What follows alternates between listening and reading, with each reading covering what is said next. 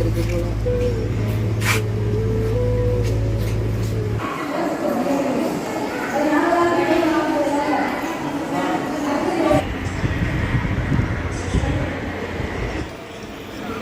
பாய். என்னது இது? சின்ன படம் சீரியஸ். ஆ?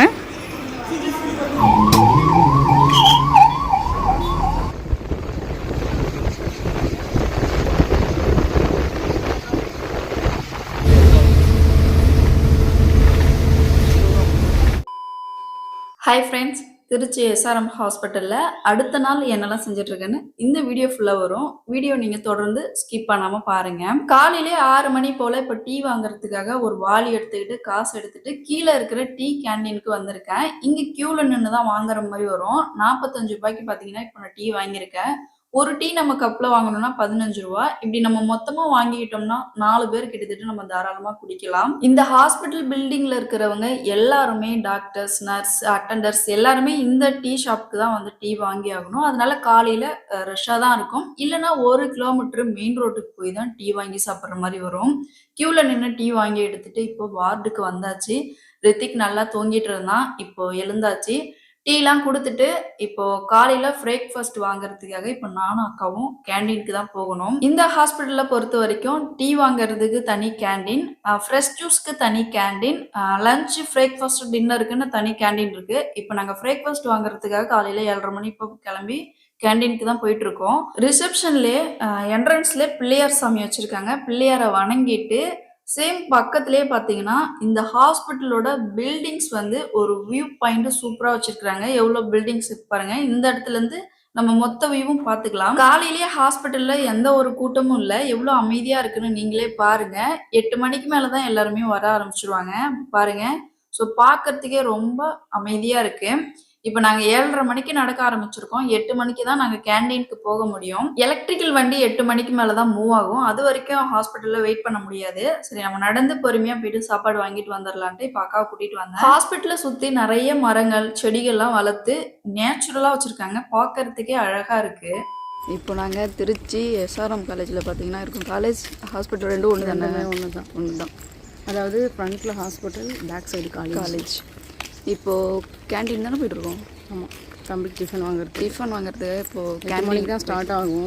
ஸோ அப்படி வாக் அண்ட் டிஸ்டன்ஸ் போயிட்டுருக்கோம். இங்கேயே பார்த்தீங்கன்னா 2 கோவில் இருக்குது. பிள்ளையார் பார்த்தீங்கன்னா 2 இடத்துல சாமி வச்சுருக்காங்க. மெயின் ஆஃபீஸ் கிட்ட ஒன்று இருக்குது உள்ள, அப்புறம் சைடில் வந்து 3 சாமி வச்சு வெளியில் சைடில் ஒரு பெரிய கோயிலே கட்டி வச்சுருக்காங்க. நல்லாயிருக்கு. 2 சாமி இப்போ தரிசனம் பண்ணிவிட்டு இப்போ கேண்டீனுக்கு போயிட்டுருக்கோம். ஸோ ஃபுல்லாக நல்லா வாய்ஸ் கொடுக்க முடியாது. ஏன்னா ஹாஸ்பிட்டலில் நம்ம ட்ரீட்மெண்ட்டுக்காக வந்து கொஞ்சம் டைம் கிடச்சிது. அதனால் தம்பி உங்களுக்கு ஒரு அப்டேட் கொடுக்கணுங்கிறதுக்காக தான் நான் வந்து கஷ்டப்பட்டு எடுத்திருக்கேன். ஆக்சுவலி நம்ம வந்து நம்ம லைஃப் ஸ்டைலும் உங்களுக்கு நான் அப்டேட் வந்து பண்ணிகிட்ருக்கேன். ஸோ ஸ்கிப் பண்ண வேணாமேன்ட்டு தான் நான் உங்களுக்கு இந்த அப்டேட்டும் கொடுக்குறேன். கூட திட்டுவீங்க, ஏன் இதெல்லாம் போடணுமா அப்படின்ட்டு. ஆக்சுவலி பாப்பா வந்துட்டான். இது ஒரு மெமரிஸ் தானே. என் தம்பிக்கு இந்த டைமில் எப்படி ஆச்சு அப்படின்றது ஃப்யூச்சர் வரைக்குமே பார்க்கலாம்ல. இப்போ ஹஸ்பண்டுக்கு சர்ஜரி பண்ணி சென்னையில் இருக்கும்போது கூட நான் பிளாக் தான். பட் இது தம்பி கை குழந்தை, சின்ன பையன், ஏன் போடுறீங்க அப்படின்னு கூட கமெண்ட் வரும். பட் அதுக்காகலாம் கிடையாது. சும்மா எங்களுடைய லைஃப் ஸ்டைல் இப்போ இந்த சுச்சுவேஷனில் இப்படி இருக்கும் அப்படின்றது ஒரு 5 வருஷம் கழிச்சு பார்க்கும்போது எங்களுக்கு ஒரு மெமரிஸாக இருக்கும். அவ்வளோதான். மற்றபடி இதை ஒரு பெருசாக எடுத்து அப்படிலாம் எந்த ஒரு எடுத்துக்காதீங்க. வேண்டாம், சர்ஜரிலாம் பண்ணி எங்களோட ஒப்பீனியன். சரி, இதையும் நம்ம ஷேர் பண்ணால் நல்லா இருக்குமே நாங்கள் பண்ணுறோம். அவ்வளோதான். நெக்ஸ்ட் அப்படியே பொறுமையாக நடந்து கேண்டீனுக்கு வந்தாச்சு. போன வீடியோஸில் கேட்டிருந்தீங்க அக்கா பையனுக்கு என்ன ஆச்சு, ஏன் பிளாஸ்டிக் சர்ஜரி பண்ணியிருந்தீங்கன்னு கேட்டிருந்தீங்க.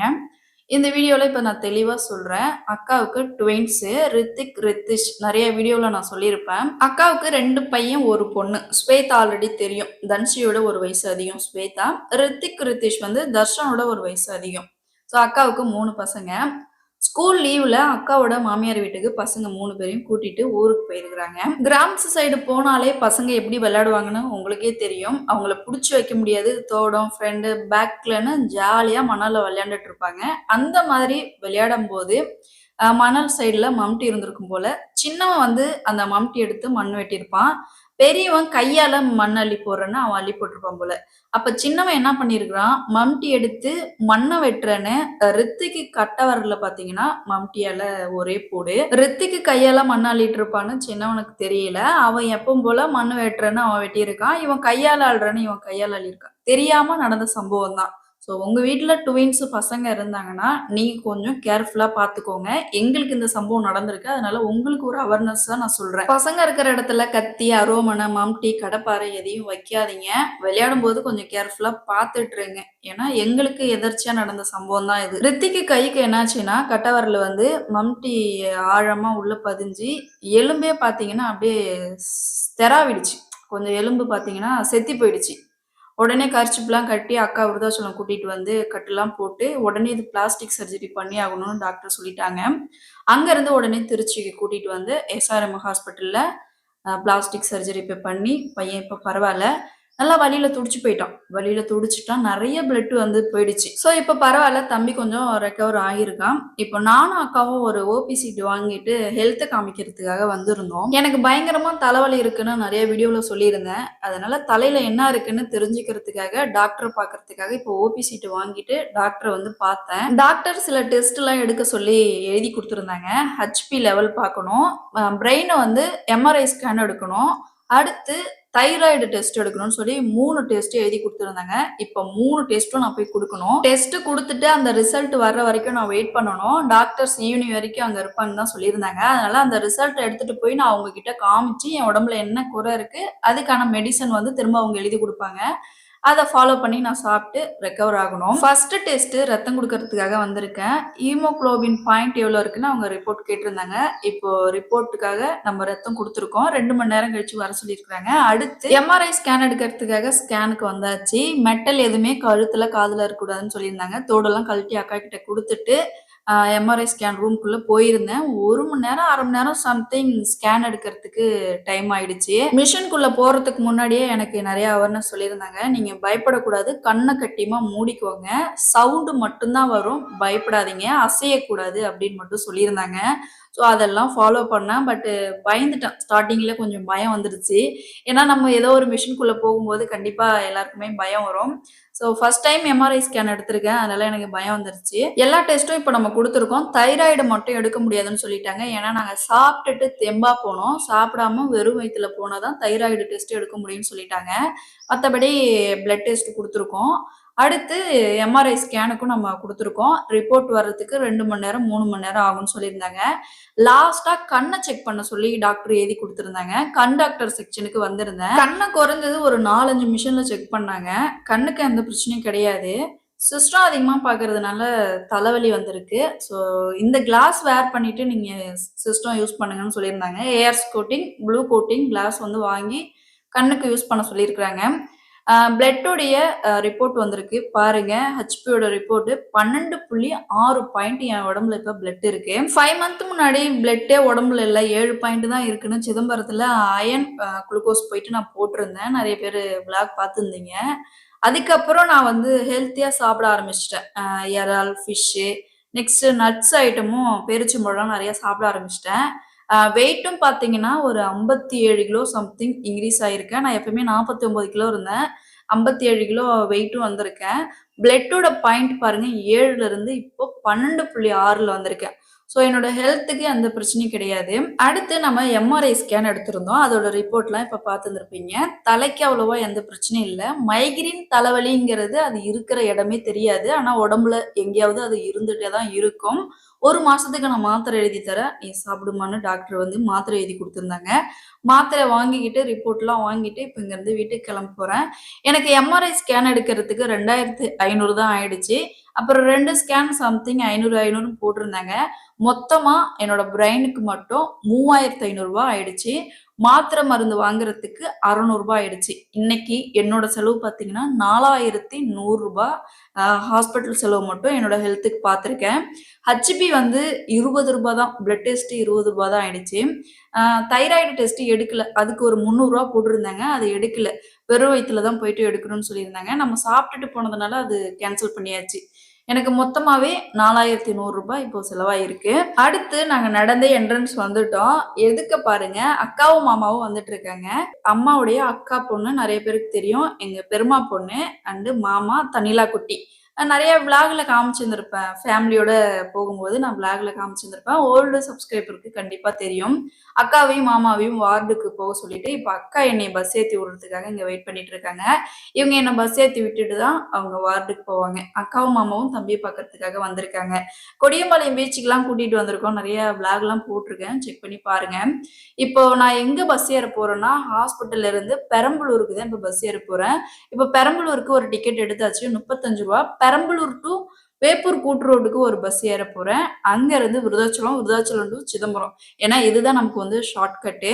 ஸோ இந்த வழியா தான் இப்போ நான் போறேன். வரும்போது கும்பகோணம், தஞ்சாவூர், திருச்சின்னு வந்தேன். இப்போ போகும்போது பெரம்பலூர், தொழுதூர், வேப்பூர், விருதாச்சலம், சிதம்பரம்னு இப்படி இந்த லைன்ல போக போறேன். ஸோ இன்னைக்கு எனக்கு ட்ரீட்மெண்ட் பார்த்த டாக்டர் வந்து எனக்கு கொஞ்சம் அட்வைஸ் சொல்லியிருந்தாரு. அதிகமா டென்ஷன் ஆகக்கூடாது. இப்போ எடிட்டிங் ஒர்க் பாக்குறீங்கன்னா கொஞ்சம் பிரேக் எடுத்துக்கோங்க. ஏன்னா உங்களுக்கு உடம்புல பிரச்சனை கிடையாது, பிரைட் தலையில தான் பிரச்சனை. அதனால கேப் எடுத்து ஒர்க் பண்ணுங்க அப்படின்னு வந்து டாக்டர் எனக்கு அட்வைஸ் பண்ணிக்கிறாங்க. பெரம்பலூர் டு வேப்பூர் கூட்டுரோடு வரைக்கும் லைவா வீடியோ எடுத்திருக்கேன், பாருங்க.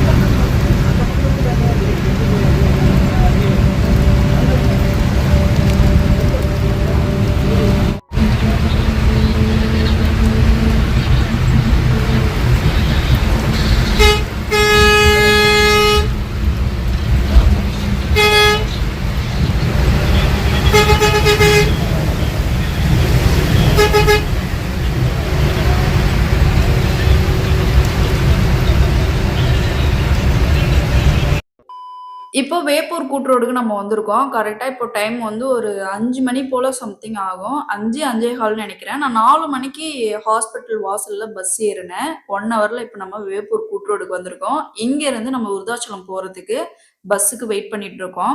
சேலம் பஸ் நிறைய வரும். Virudhachalam to Chidambaram bus. இப்போ ஒரு பஸ் வந்துச்சு, ஏறிட்டேன். வேப்பூர் கூட்டுரோடுல இருந்து விருதாச்சலத்துக்கு டிக்கெட் பாருங்க 25 ரூபாய் தான். ஹாஸ்பிட்டல்ல இருந்து பெரம்பலூர் வர்றதுக்கு 35 ரூபாய். பெரம்பலூர் டு வேப்பூர் கூட்டுரோடுக்கு 40 ரூபாய். இப்போ ஒரு 25 ரூபாய். இப்போ பஸ்ல நின்றுட்டு தான் போறேன். சீட்லாம் கிடையாது. நம்ம நேரத்துல வீட்டுக்கு போகணும்னா ஃபர்ஸ்ட் எந்த பஸ் வருதோ அந்த பஸ்ல ஏறி வந்துடணும். சில பேர் என்ன பண்ணுவாங்கன்னா சீட்டு இருக்கிற பஸ்ஸாக தான் ஏறணும்னு வெயிட் பண்ணுவாங்க. அந்த மாதிரி நம்ம வெயிட் பண்ணோம்னா நேரத்துக்கு நம்ம வீட்டுக்கு போக முடியாது. சீக்கிரம் வீட்டுக்கு போகணும்னா எந்த பஸ் வருதோ அந்த பஸ்ஸில் ஏறி நின்றுட்டு தான் வந்தாகணும். அந்த மாதிரி நான் வேப்பூர் கூட்டுரோடுலேருந்து விருதாச்சலம் வரைக்கும் நின்றுட்டு தான் வந்துட்டுருக்கேன். பாருங்கள், விருதாச்சலம் ஜங்ஷன் இப்போ தாண்டியாச்சு. அடுத்து நம்ம விருதாச்சலம் கடைவீதி. பெரம்பலூர் டு வேப்பூர் வர வரைக்கும் எவ்வளோ மழை பெஞ்சுதுன்னு நீங்கள் லைவாகவே பார்த்துருந்துருப்பீங்க. சூப்பராக இருந்துச்சு கிளைமேட்லாம். வெயில் ஒரு பக்கம் அடிச்சிட்டு இருந்தது, இன்னொரு பக்கம் நம்ம மழையில வந்துட்டு இருந்தோம். இப்போ விருதாச்சலம் வந்தாச்சு. வந்த டைம் பார்த்தீங்கன்னா 6 மணி. இப்போ 6 மணிக்கு பாரத் பஸ் வந்து நின்றுட்டு இருந்துச்சு. இதுக்கு முன்னாடி பஸ் கிடையாது, பின்னாடி பஸ் இருக்கு, 322 இருக்கு. பட் முன்னாடி போற பஸ் பாரத் தான், புவனகிரி வழி தான். ஸோ இந்த பஸ்ல இப்போ நான் ஏறிட்டேன். டிக்கெட்டு 35 ரூபாய். விருதாச்சலம் டு சிதம்பரம் வந்து லைவா வீடியோ எடுத்திருக்கேன், ஸ்கிப் பண்ணாம பாருங்க.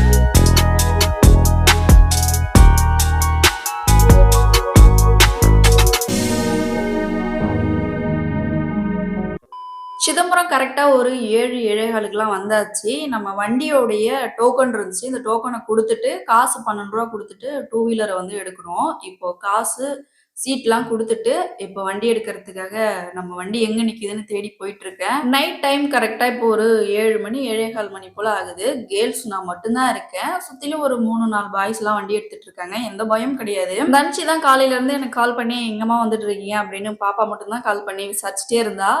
விருதாச்சலம் வந்துட்டேன், புவனகிரி வந்துட்டேன், சிதம்பரம் வந்துட்டேன்னு பாப்பாவுக்கு தெளிவாக சொல்லிட்டு இப்போ வண்டி எடுத்துட்டு இப்போ வீட்டுக்கு கிளம்பியாச்சு. தன்சி தான் எனக்காக வெயிட் பண்ணிட்டு இருப்பா. ஸோ 2 நாள் பசங்களை விட்டு பிரிஞ்சிருந்தேன். நேற்று மார்னிங் திருச்சி கிளம்புனது. இன்னைக்கு நைட்டு தான் நான் ரிட்டர்ன் வீட்டுக்கு போகிறேன். ஸோ என்ன மாதிரி தனியாக எத்தனை பேர்லாம் ட்ராவல் பண்ணியிருக்கீங்கன்னு கமெண்ட்டில் சொல்லுங்கள். இப்போ வண்டிகேட் வழியாக இப்போ நம்ம வீட்டுக்கு தான் போயிட்டுருக்கேன். இன்னைக்கு நேற்று திருச்சிக்கு போனேன், இன்னைக்கு ரிட்டர்ன் வந்தாச்சு. நல்லபடியாக தம்பியை பார்த்துட்டு எனக்கும் அப்படியே எம்ஆர்ஐ ஸ்கேன்லாம் எடுத்துகிட்டு என்னோட ஹெல்த்தையும் காமிச்சிட்டு இப்போ ரிட்டர்ன் வீட்டுக்கு வந்தாச்சு. ஆக்சுவலி பெரிய ஹாஸ்பிட்டல், திரும்பி நம்ம அங்கே போவோமான்னு தெரியாது.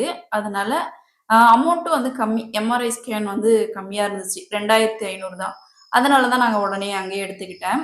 ஸோ பாப்பா வந்து வெயிட் பண்ணிட்டு இருந்தா. வந்ததும் பசங்கள்லாம் பார்த்துட்டு இதுக்கப்புறம் ரொட்டீன் லைஃப் ஸ்டார்ட் பண்ணிடுவேன். ஸோ தம்பி ரெக்கவர் ஆகிட்டான், அவனை பற்றி கவலைப்பட வேணாம்.